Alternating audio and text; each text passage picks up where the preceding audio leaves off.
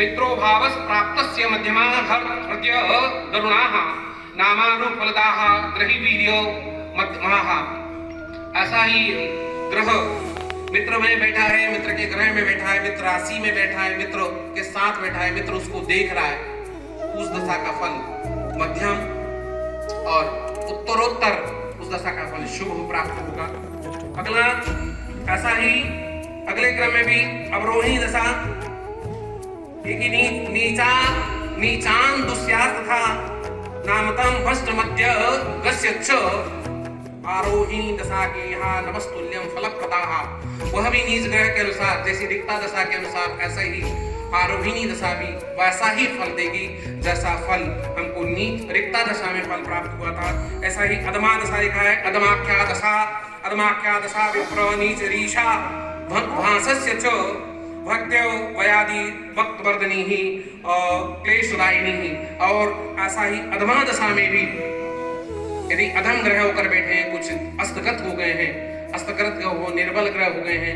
नीच राशि के साथ हो गए, नीच ग्रह उनको देख रहे हैं या नीचस्थ ग्रह हो गए दशा महादशा में, तो उनका फल तो और ही अधम माना जाएगा। अधम की परिभाषा हर देवज्ञ समझता है कि अधम फल कैसा होगा। नीच ग्रह आकर बैठ जाए, नीच ग्रह की दशा महादशा हो, अंतरदशा हो, प्रत्यंतर दशा हो, सूक्ष्म अंतरदशा हो, अति सूक्ष्म अंतरदशा हो, तो निश्चित ही उसका फल भी अनिष्ट कारक ही होगा,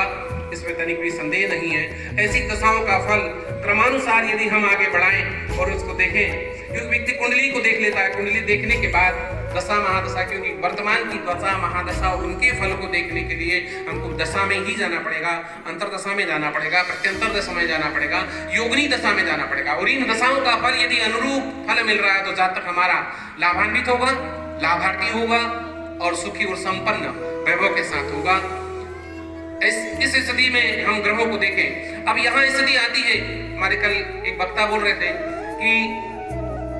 हस्तरेखाओं को भी देखें कि जिससे यदि हस्तरेखाओं का ज्ञान है ज्योतिष को, तो हस्तरेखा और ज्योतिष दोनों को मिलाना चाहिए। यदि शनि पर्वत, सूर्य पर्वत,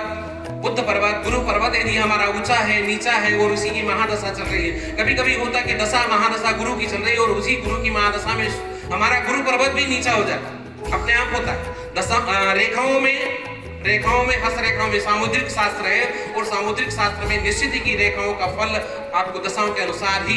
दशा के अनुसार ही रेखाओं का फल प्राप्त होता है। रेखाएं वहां बदलती रहती हैं, बिगड़ती रहती हैं, छोटी बड़ी होती रहती हैं, एक दूसरे को क्रॉस करती रहती है। और ऐसा ही गुरु पर्वत, शुक्र पर्वत, बुध पर्वत यदि हमारा नीचा हो जाए, मंगल दो प्रकार के हाथ में भी बताए, दो प्रकार के मंगल, एक मंगल यहाँ भी बताया गया है और दूसरा मंगल यहाँ भी बताया गया। अब यहाँ वाला मंगल कैसा फल देगा, यहाँ वाला मंगल कैसा फल देगा, दोनों मंगल के फल देखे तो वैवाहिक जीवन और साहसिक जीवन, उत्तरोत्तर जीवन कैसा होगा, ये दोनों को भी समावेश लेकर यदि हम फल की बात करें और उसके अनुसार प्रेडिक्शन करें, यजमान को उसके अनुसार यदि आप बताएंगे तो निश्चित ही यजमान भी लाभान्वित होगा, लाभार्थी होंगे, इसमें तनिक भी संदेह नहीं। ऐसा ही न्यूमरोलॉजिकल भी देखें, यदि हम न्यूमरोलॉजिकल में देखें कि 1 2 3 4 5 कल के वक्त हमारे सोपुरकर जी ने बोला था कि यदि सीक्वेंस में सारे नंबर हैं तो हमारे अनुकूल फल मिलेंगे, और यदि अनसीक्वेंस में नंबर है तो निश्चित ही उसका प्रतिकूल फल मिलेगा। ऐसा ही उसकी जन्म तारीख, जन्म समय, जन्म तारीख ले लें, जन्म तारीख से ग्रह का देख लें, दूसरी बात नगर का देख लें, तीसरी बात उसके नाम का देख लें, दूसरी बात साझेदारी जो कौन कर रहा है उसके ग्रह और उसके अंक के ग्रह यदि दोनों आपस में मित्र नहीं है, विरोधी हैं। 4 नंबर का स्वामी राहु होता है और 3 नंबर का स्वामी गुरु होता है, और राहु और गुरु दोनों आपस में मिल जाएं और दोनों साझेदारी करें तो निश्चित ही कि उसमें साझेदारी में कुछ न कुछ अवरोध आएंगे, विघ्न आएंगे, और उस विघ्नों के कारण व्यक्ति संतोष उसको नहीं मिलेगा, लाभ नहीं मिलेगा। ऐसी बहुत सारी स्थिति हम, क्योंकि ज्योतिष एक ही है, लेकिन ज्योतिष के अनेक प्रकार यदि सभी का समावेश करके जहाँ तक उसका फल दिया जाए, जहाँ तक उसके फल की बात की जाए, तो निश्चित है कि ज्योतिषी भी उसमें लाभार्थी होता है और ज्योतिषी का भी नाम बहु प्रसिद्ध होता है। ज्योतिष उसमें कभी पीछे नहीं होगा। एक वक्ता की इष्ट की कृपा भी होना चाहिए, क्योंकि जब तक इष्ट कृपा नहीं होगी, देव कृपा नहीं होगी,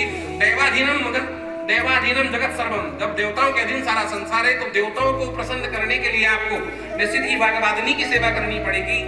निश्चित ही आपको वाणी में शुद्धता लानी पड़ेगी। अन्न का भी आपको विशेष ध्यान देना पड़ेगा कि कौन सा अन्न खाया जा रहा है, कौन सा खाद्य है, कौन सा अखाद्य अन्न का, क्योंकि ज्योतिष को सारी चीजों का ध्यान रखते हुए यदि ज्योतिष अपने अनुसार, अपने फल के अनुसार बात करता है तो निश्चित ही कि वह एक ज्योतिषी, एक सफल ज्योतिषी होता है। पहले लोग साधन तो भरे पड़े पर साधना नहीं है, भगवान तो वही है पर आराधना नहीं है। पहले वाले लोग भी, ज्योतिषी लोग बहुत साधना किया करते थे, साधना करने के बाद फल की जब बात करते थे, जैसे हमारे वक्ता कल के वक्ता कहते थे सूर्य नारायण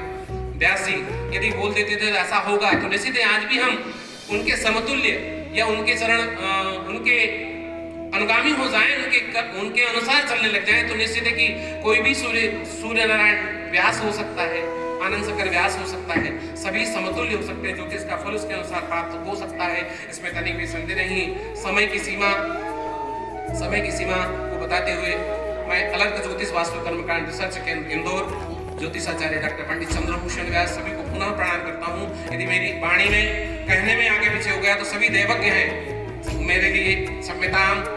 मैं आपको सभी को क्षम्यताम करता हूँ। जय श्री कृष्ण।